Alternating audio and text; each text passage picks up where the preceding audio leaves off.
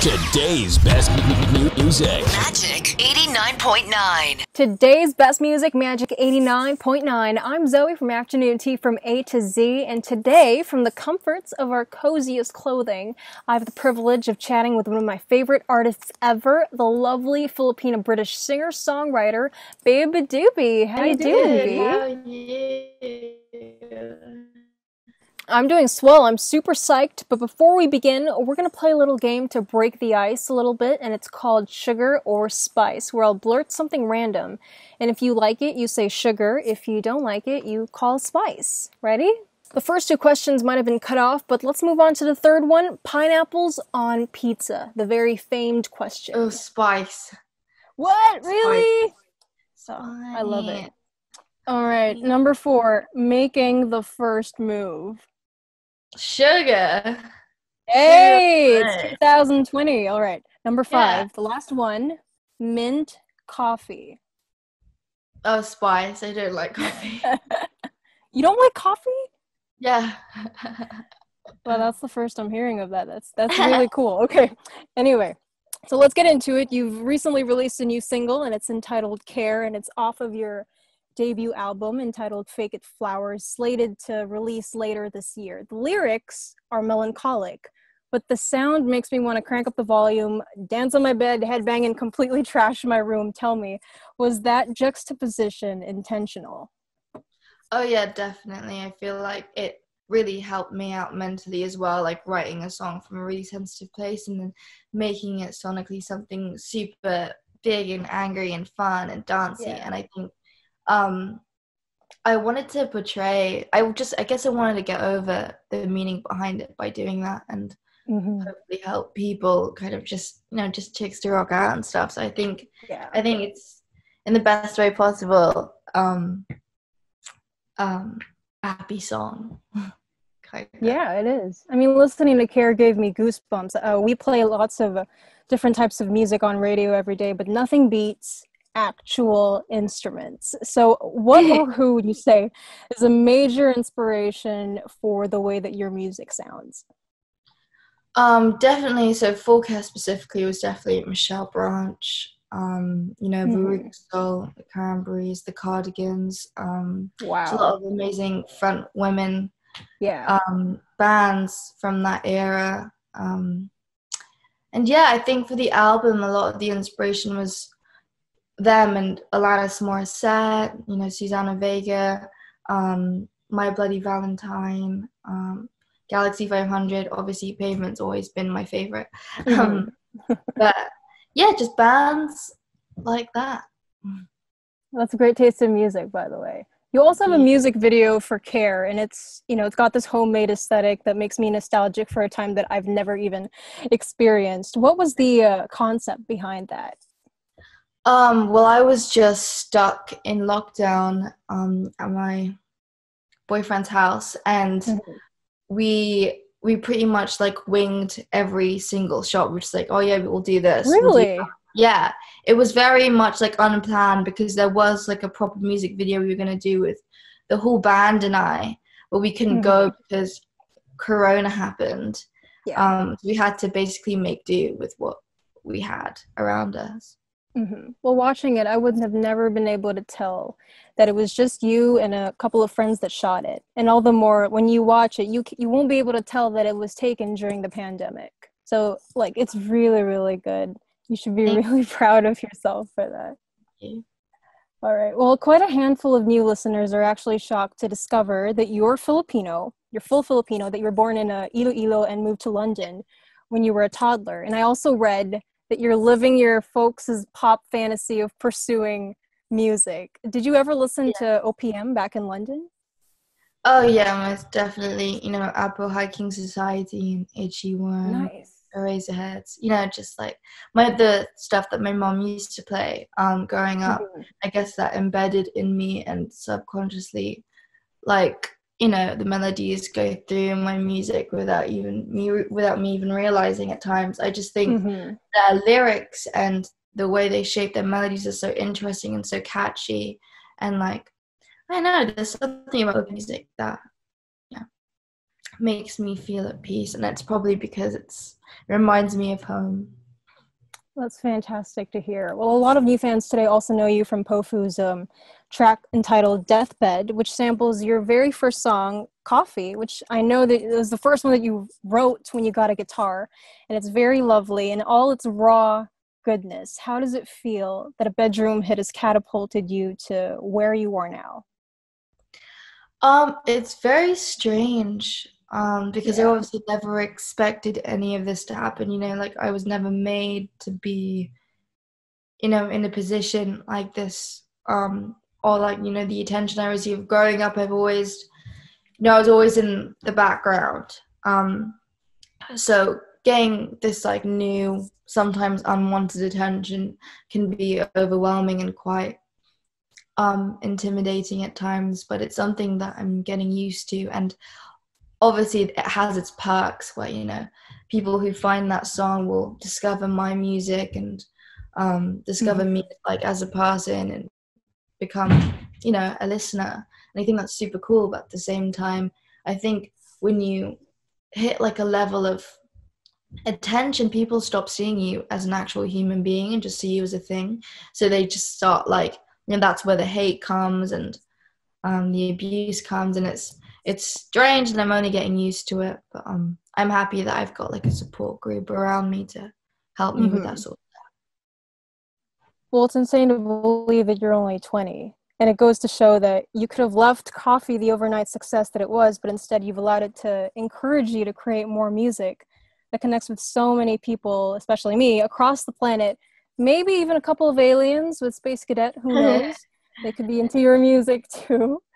But yeah, you've been signed with Dirty Hit since 2018, and you've released 5 EPs since. And after all that amazing music that you've released, what made you finally decide to release a full-length album and have that be your debut?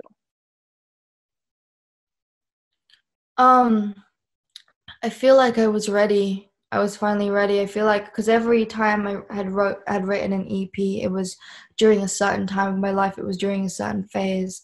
And Fake of Flowers really describes my life as a whole.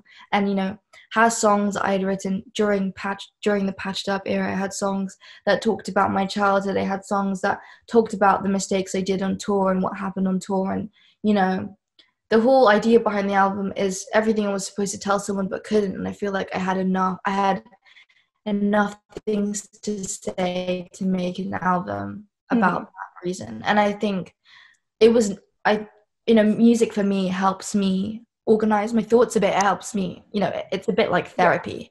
And I feel like I need an album to not get so up. I need to write that much music. You have to get it out. Well, your style of songwriting to me has always felt very candid. When I listen to your music, I feel like someone read my mind and put it into something tangible that I could never do. How do you even begin to write a song? It's definitely like it's definitely the guitar chords and the melody first, and then I write the lyrics over it. But I think what makes it so personal to other people is because I'm just like, I'm just a teenage girl. I'm just a girl like you, around the same age, who's probably going through the exact same. Like I do want to be genuine in my music, and I try to be as honest as I can, but it just happens quite naturally because I need to write things down to be able to be, okay up in my head. I get that. And it's how you feel, and it's exactly how you feel. And it's great that so many people get to connect to it too. You find out that you're not actually so distant from everybody else. Well, circling back to Dirty Hit, it's also widely known for housing the 1975, the Japanese House, and including Norome, who we've also had on the show. I know you guys have a track together called Hurry Home. And aside from the cool fact that you're both Filipino, what was it like collaborating with someone of a slightly different genre?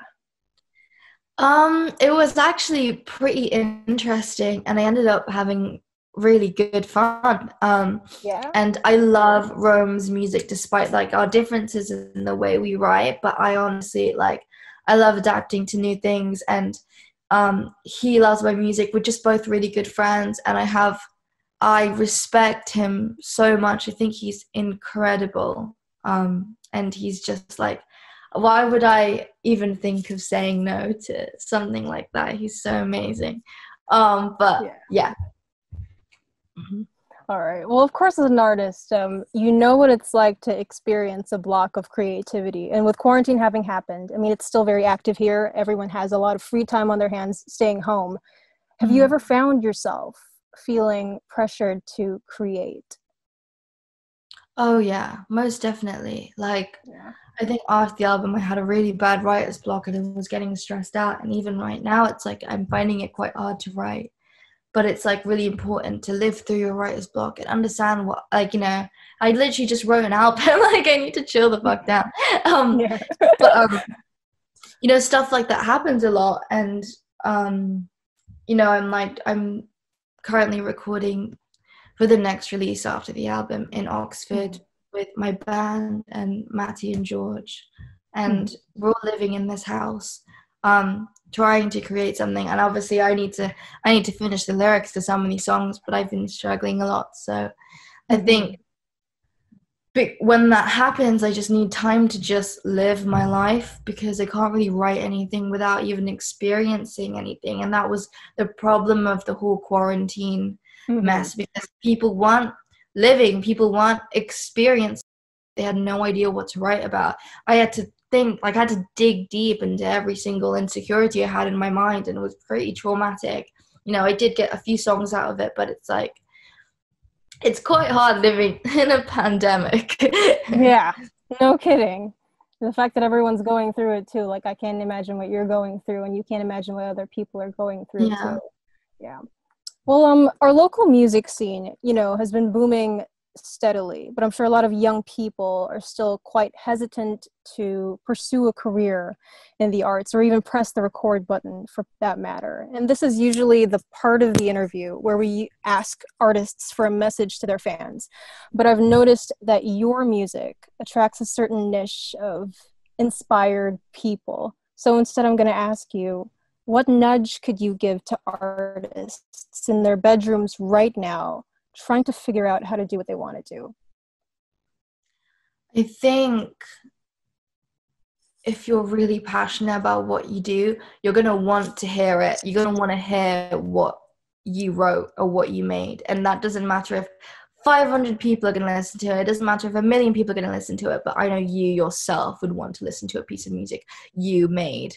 So why not just record it and just see how it goes and not expect anything of it? You know, if you love music, just make it. And like, that's what I did. I didn't even think about getting signed. I was still at school. I wanted to be a nursery teacher. I mean, I still want to be a nursery teacher. It just happened without me realizing. And that stuff happens more often than you even think. You know, if you're genuine and if you're passionate and if you're honest within your writing and why you do music, then you're inevitably going to be successful because your heart is there. And I think just don't worry about the outcome of the situation. Just do it. You know, you just like, life is too short to just like say, what if this happened, what if blah blah blah. Just do it, you know. Yeah, process over product and just do it. Those are the wise words from the genuinely talented Beabadoobee. You know, I'm still freaking out because I'm a huge fan of your music ever since Coffee, Space Cadet, and everything. So this is really special, and thank you again for taking the time to do this. And to everyone who's watching, take these words to heart. Give Care a listen, or 200 listens. I know I have. We're putting it in our playlist soon. And yeah, my name's Zoe, and this has been today's best music, Magic 89.9. Stay safe, everyone. Bye.